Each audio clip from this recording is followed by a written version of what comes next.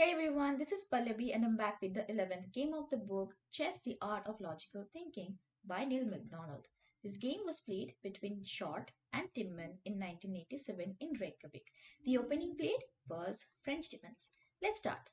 So White started with e4, controlling the center, controlling the d5 and f5 square prevents any black piece from settling there, making way for two pieces at once, the queen and the bishop.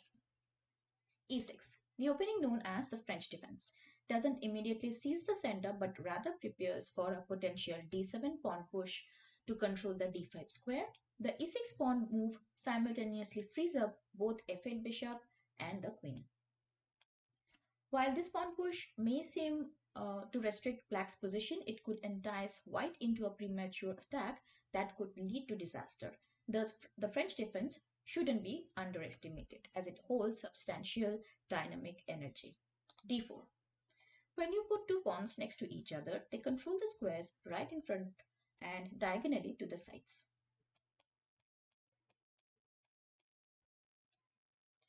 This takes up a big part of the important center of the board. It's also a good setup for defense.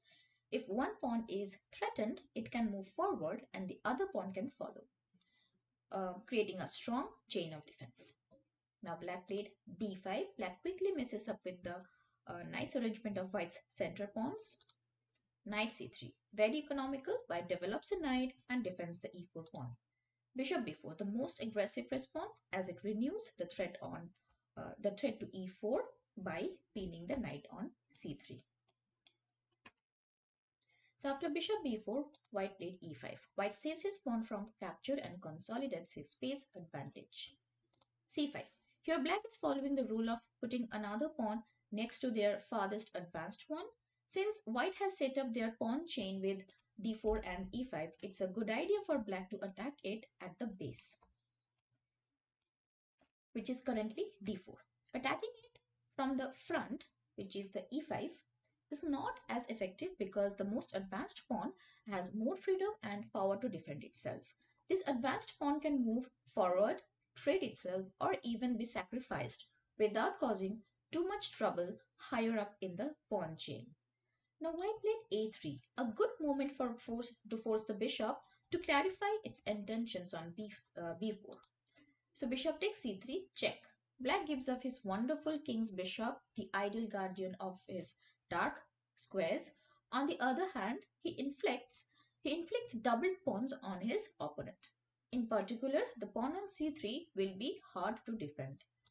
B takes c3. In reality, both players have gained something valuable from the exchange on c3. White now has an advantage on the dark squares and doesn't have to worry about losing control of the d4 square. The c3 pawn, while somewhat weak, uh, is serving a useful purpose by supporting d4. This makes this makes black's attack on the center with c5 less effective.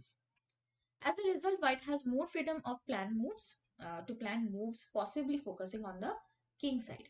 On the other hand, black now has a clear target for that strategy, the vulnerable c3 pawn. Knight e7. Already we see how white space advantage has an adverse effect on black's piece development. The black knight is denied its normal square, f6 square, and has to make do with e7. Knight f3. Although it looks impressive, the white pawn center might crumble if it isn't properly supported by the pieces. Therefore, the rapid development of the knight is preferred to f4. So, queen a5.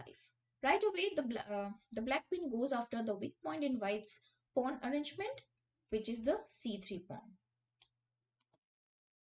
Queen d2. Using the powerful queen to protect the pawn might seem unusual when bishop d2 was an option, but white intends to maintain the possibility of an alternative bishop development with a3 to a4 and then bishop to a3. If black now plays c takes d4, then c takes d4, queen takes d2 check, bishop takes d2, and despite the minor weakness on c2, white holds a favorable position because of having both bishops. So after queen d2, black played bishop d7. A thought-provoking alternative, knight b c6, in terms of development, this move bishop d7 sets up the positional threat of bishop b5, allowing black to trade their bad bishop, which is limited by their own pawn center on d5 and e6, for white's good bishop. If this exchange happens, white's light squares would start to appear vulnerable because most of their pawns are on dark squares. The c4 square would become an ideal position for a black knight.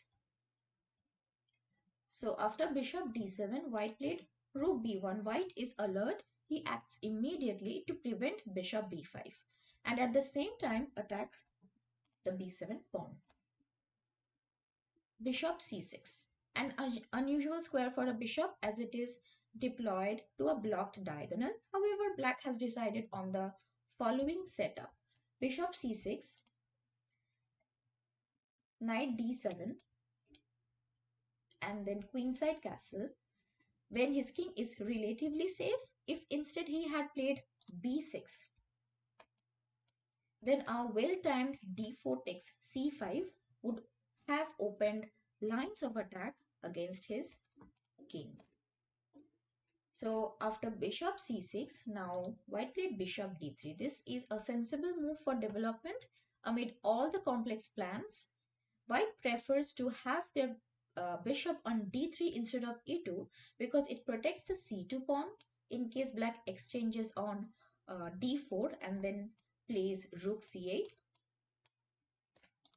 Additionally, the bishop on d3 can capture on f5 if black plays knight f5, which would disrupt black's pawns.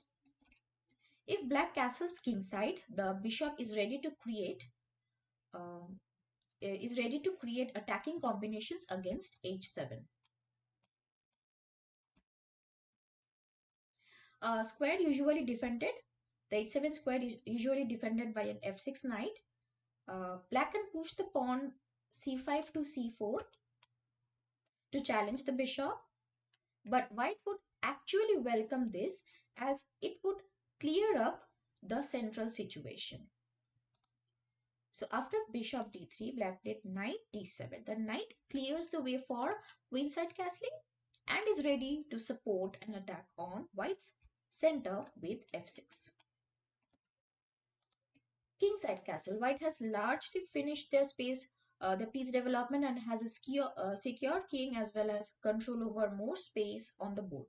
However, the downside is that white's bishops aren't currently strong attackers, and the vulnerability on c3 still exists. Now black played c4. Black decides to close the position on the queen side to prevent white ever opening lines for his bishops with a future c3 to c4. Bishop e2. Now that white no longer has to worry about the pressure on the d4 square, he can turn his attention to increasing the space advantage on the king side. This can be done by carefully preparing the pawn advance f2 to f4. Now black played h6, a good move, a seemingly small pawn move, but it carries significant importance. Black takes steps to counter white's plan of playing f2 to f4 by preventing the white knight from reaching g5 square. For instance, after long castle here, instead of h6, if black plays queenside castle, then knight g5, attacking f7, rook df8, supporting f7, f4, and then h6, and then knight f3, followed by g4, and then f5. This sequence of pawn moves does come with risks for white because it weakens the defenses and in front of their king. However, assuming white is cautious and maintains control, the positional advantages will outweigh the potential dangers. The goal with f4, f5 is to target the e6 pawn. If black responds with e takes f5, then white recaptures with g4 takes f5.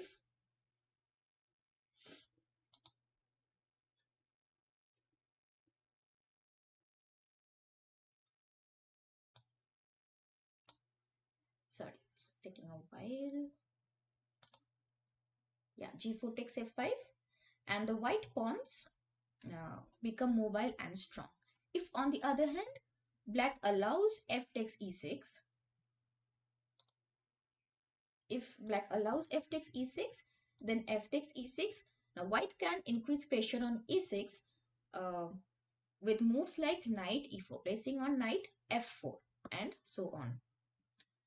So after h6, now white played h4. In a typical situation with an open center, making his pawn move might not be a good idea. But here, black wants to take advantage of the weakened king side. So they are considering opening lines with f7 to f6, which could benefit white's bishop, especially when you see black's passive bishop on c6. The key is to carefully judge when it's the right time to advance pawns, as it can be either good or bad depending on the circumstances. So the main purpose of white's move h4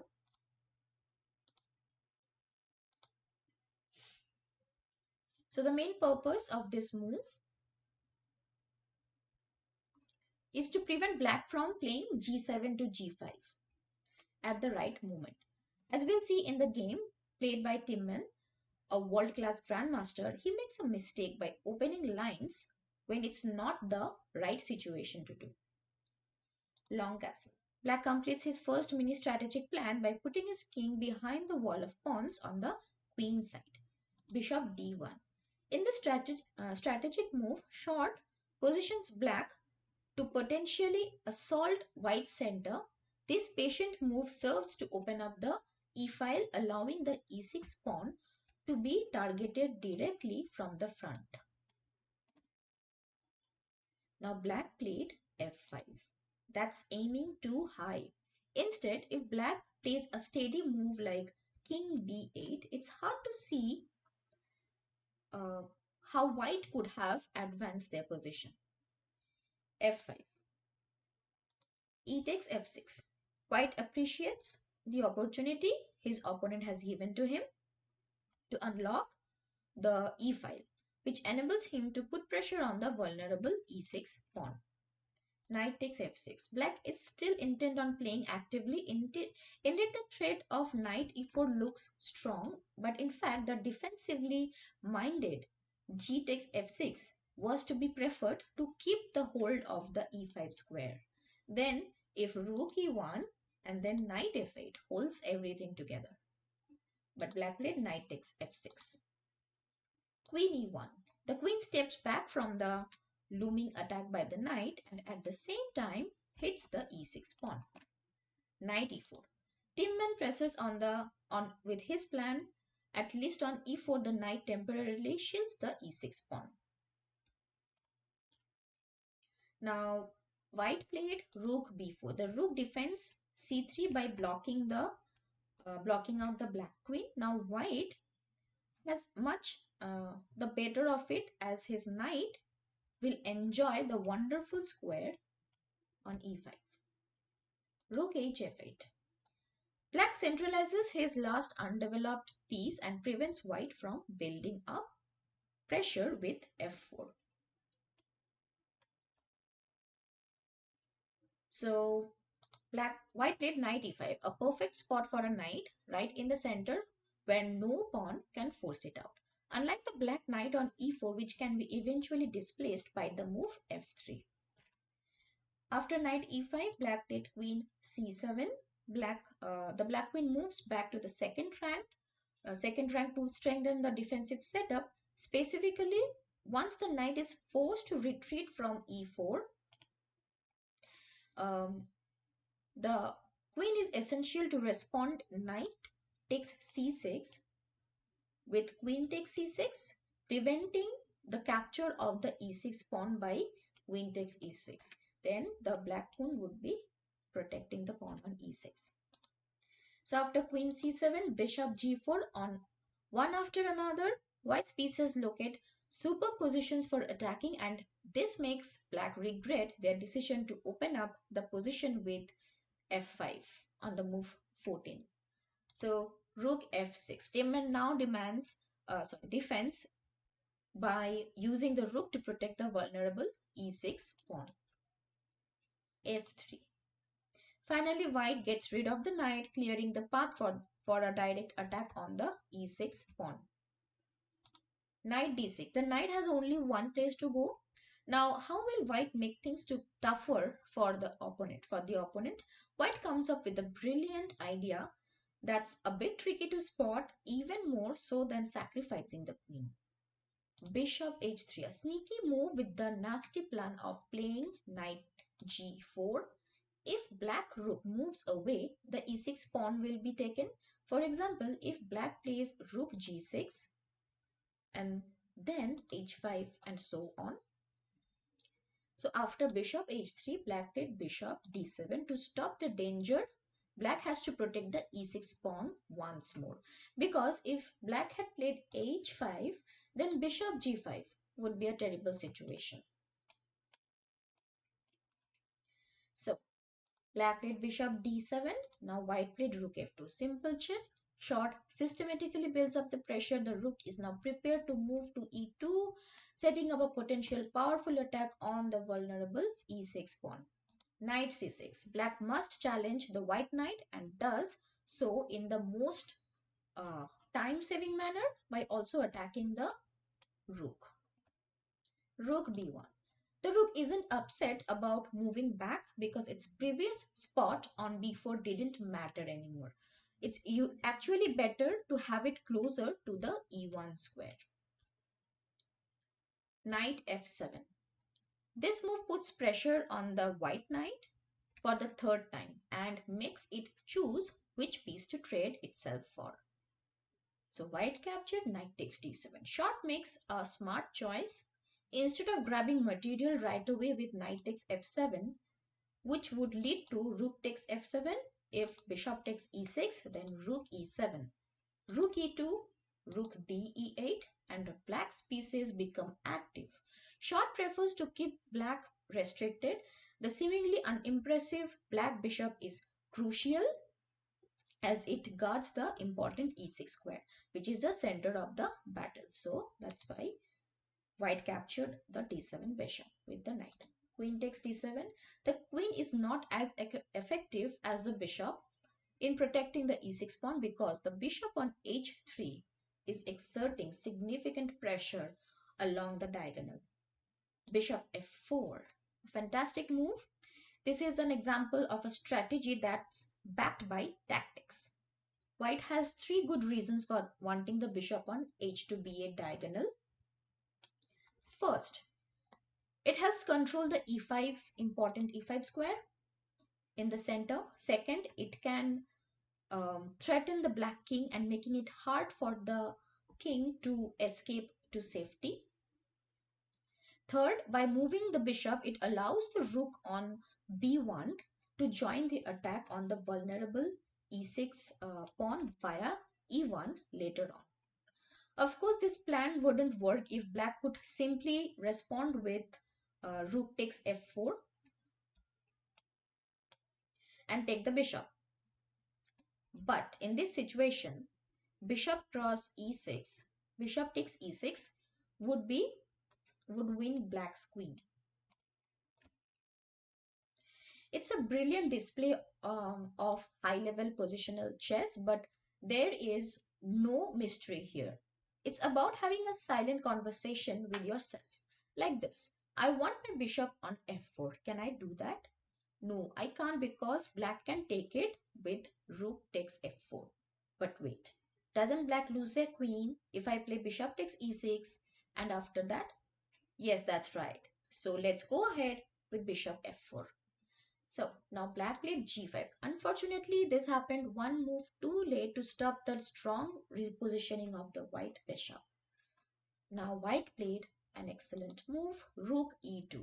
Short takes full advantage of the possible pin on the black queen.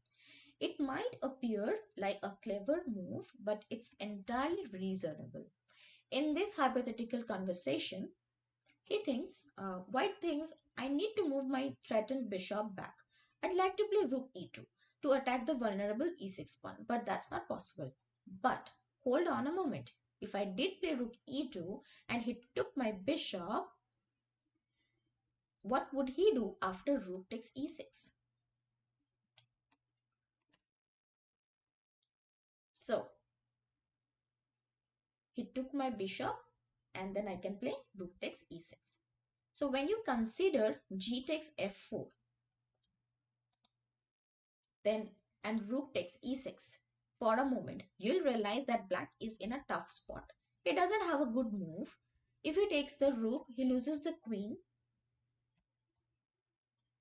Um, if he takes the rook, he loses the queen due to pin after rook takes e6, bishop takes e6. Alternatively, if he saves the queen uh, and white takes a rook for free with rook takes f6, and white will have an advantage in material. The next time you come across a strong but seemingly impossible move, don't dismiss it right away. Take a moment, maybe about 30 seconds, to see if there's any way it could work. If there's even a chance it might work, explore it further. You might have to reject it, but if you don't, you could discover a brilliant move like this, rook e2. So after rook e2, black played rook e8. Black can only strengthen his defenses and hope that shot doesn't come up with any more brilliant attacking moves. Bishop h2. Another good move. White tucks the bishop away on a secure square and gives himself the option of queen g3. When the queen and bishop would strike terror in the black king down the long diagonal. G takes h4.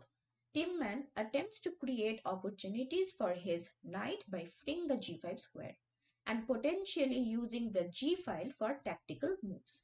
However, short effectively counters black's threats through precise moves. It turns out that the g5 pawn was crucial for defense because it controlled the f4 square.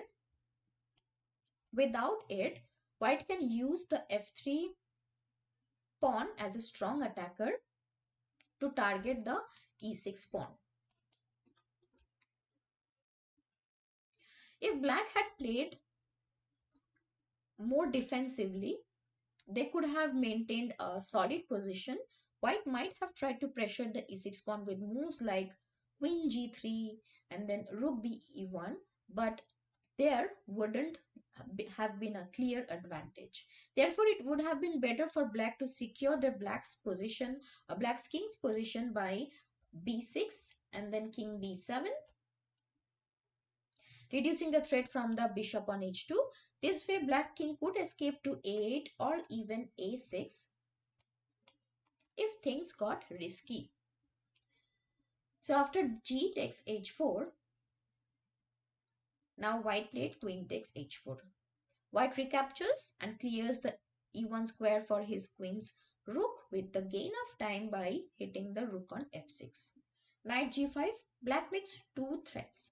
A positional threat with knight takes h3 check to trade off white's powerful bishop, causing problems to e6. A tactical threat with rook takes f3, which opens up white's king side. If white plays g takes f3, then knight takes f3 check wins the queen. So after knight g5, white played bishop g4. White calmly addresses both threats with this composed move. Queen g7. Timman's move here seems quite strong. He defends the knight and plans to play h5. Which has two dangerous possibilities. if white plays queen takes h5, black can play rook h8, trapping white's queen. Or if white plays bishop takes h5, black can create a tricky pin on the bishop with rook h8, threatening to take advantage of both the pin on the g file and the pin on the h file to win white's queen instantly. With knight f3 check, short could go for the safe move queen h5, maintaining some advantage.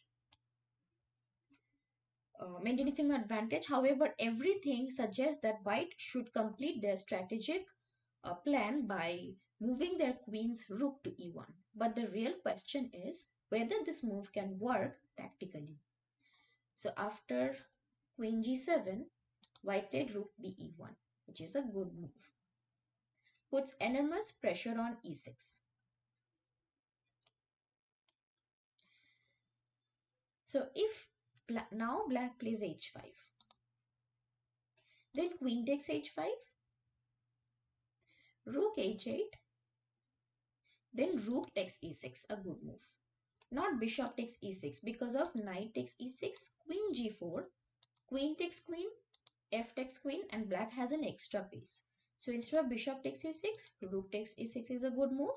And then when black plays rook takes h5, rook e8, it's a double check and mate. And let's go back a little bit. After rook h8, rook takes h5 and rook takes e6. If instead here, instead of rook takes h5, if black captures knight takes e6. After rook takes e6, if knight takes e6, then rook takes e6 again. Rook takes queen, and again it's a checkmate on e8. And let's go back a little bit more. After rook takes e6, if rook takes rook, then bishop takes rook, check, king d8, queen takes d5 check. White has 3 pawns for the exchange and a huge attack on the black king. That must be winning. So h5 move isn't any good for black. So instead of h5, now black played b6. Oh, sorry. Yeah, black played b6. Timman realizes that his move h5 was more of a smart trick than a strong move. He hasn't really disturbed White's strategic plans on the e file. So now he prepares for the upcoming attack by creating an escape route for his king on b7. Queen h5. Now White rules out h6 to h5 altogether and attacks the black rook on e8. Queen d7. The black queen reluctantly retreats to a defensive position. f4, a good move by white. White's position is incredibly well coordinated. Every piece is contributing to the pressure on the e file in one of these ways. Directly attacking the e6 pawn, making it uncomfortable for the pieces defending e6, preparing for an attack on the black king once the e6 defense crumbles. Now it's time for white to secure the victory by using their pawns to open up the e-file. This required recognizing the strength of the exchange sacrifice that comes next. Black played knight e4. The knight must plug the e-file as knight f7. Then f5 is horrible for black. So knight e4, now white played a good move. Rook takes e4. It would have been crazy for white to have allowed the black knight to reach the e4 square if he hadn't had this sacrifice ready. D takes e4. Black must capture the rook even though his center is fatally dislocated. d5, another good move. So after d5, the black's defenses crumble as queen takes d5, just drops the queen to queen takes d5 because there is a pin on e6 pawn by the bishop on g4. So now black played knight d8. Black pieces huddled together trying to prevent the disaster on e6. Queen e5. But it is the dark squared bishop waiting quietly on h2 which will provide the decisive impetus for white's attack. The black rook on f6 is hanging. If rook g6, then f5, rook takes g4 and queen b8 is a checkmate. So rook f5, black played rook f5. A desperate offer to return the exchange in order to prevent the killer f6 pawn advance. D takes e6. A good move by white. Short rightly ignores the rook, as if rook takes e5, then e takes d7 check would be a massacre. So after d takes e6, queen d2. Black counterattacks and even threatens checkmate in one move with queen takes e1. Queen takes e4. This straightforward reply leads to an immediate victory because the rook on e1 is protected and black cannot save their rook on f5 without exposing themselves to a deadly discovered check.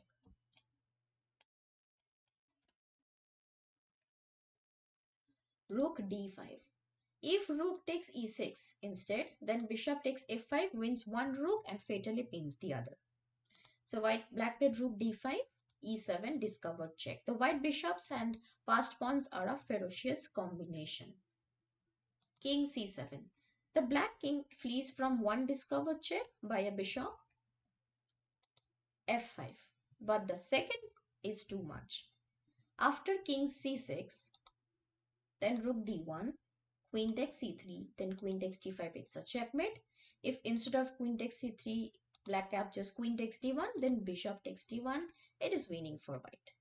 So after f5 check, black resigned. So key lessons and principles to take away from this game.